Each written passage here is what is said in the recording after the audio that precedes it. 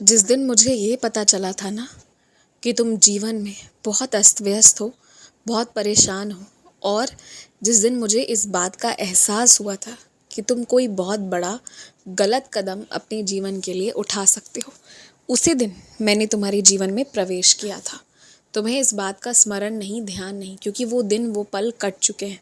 पर अगर तुम्हें ठीक से याद हो ना कि मैं ठीक ठीक तुम्हारे जीवन में कब आया था, तो पाओगे कि मैं तब आया था जिस वक्त तुम बहुत कष्ट में थे, बहुत पीड़ा में थे। उस वक्त तुम्हारे दुख की घड़ी में मैंने तुम्हारे जीवन में आने का निर्णय लिया था तो मैं हमेशा से तुम्हारे साथ।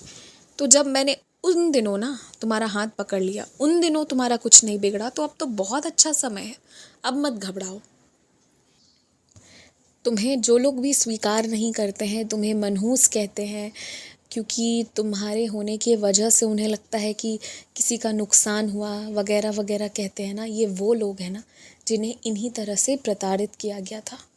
और इन्हें इतना किया गया था ना कि उसका बस 1% वो तुम पर भी आजमाते हैं जो उनके साथ बचपन में किया गया था। ऐसे लोगों पर तुम ध्यान मत दो।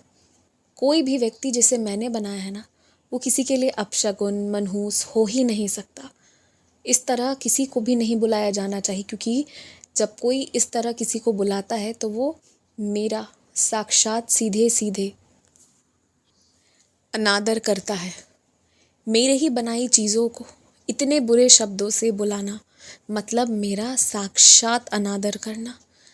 तो इस वजह से ना जो तुम्हारे साथ ऐसा कर रहा है, समझो कि उसकी पाप की पोटली लगभग भर चुकी है, और जो थोड़ी सी बची हुई है ना, बस वो भरने की कोशिश कर रहा है, जिससे कि एक ही बार इकट्ठे उसे उसके कर्मों की, उसके कृत्यों की सज़ा मिलेगी। तो तुम ये समझो ना कि तुम मेरा वो काम कर रहे हो ना, इन शब्दों को सुनकर, जो और कोई दूसरा नहीं करता, तो तुम मेरा ही काम कर रहे हो। किसी को ना अब पाप की सज़ा दिलवाकर किसी और के साथ इंसाफ करवाने का तुम वो ज़रिया बने हो। तो तुम्हें आशीर्वाद कैसे नहीं मिलेगा, बहुत आशीर्वाद मिलेगा। तुम बस चुप रहकर अपना काम करते रहो और करवाते रहो, और देखो कितना कुछ अच्छा होता जाएगा।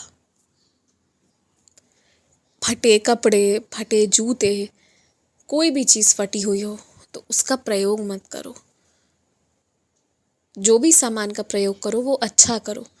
तुमसे तुम्हारे घर पे कहा जाता था ना कि फटी हुई चीज़ें दुर्भाग्य लाती हैं। देखो, इस तरह तुम्हें नहीं पता चलता, पर धीरे धीरे तुम्हारा तौर तरीका, ढंग सब बदलने लगता है, और वही तुम्हारे पतन का कारण होता है। इसलिए कोई भी चीज़ जो खराब हो ना, उसे अपने शरीर पर धारण मत करो। जिस जगह पर तुम्हें सबसे ज़्यादा डर लगता है, उस जगह से या तो दूर रहो, और अगर तुम्हें रहना ज़रूरी है, वहाँ हट नहीं सकते हो, तो वहाँ बैठकर प्रत्येक दिन 108 बार कम से कम राम नाम का जाप करो, और फिर हनुमान चालीसा का पाठ करो।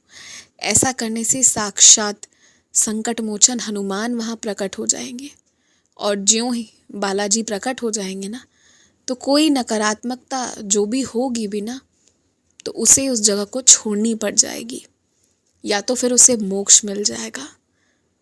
तो इस वजह से डरो बिल्कुल मत। डरने जैसी कोई बात नहीं है।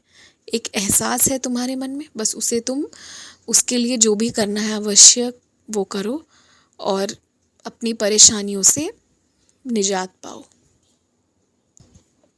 खूब खुश रहो, मुस्कुराते रहो, और अभी कहीं घूमने के बारे में मत सोचो।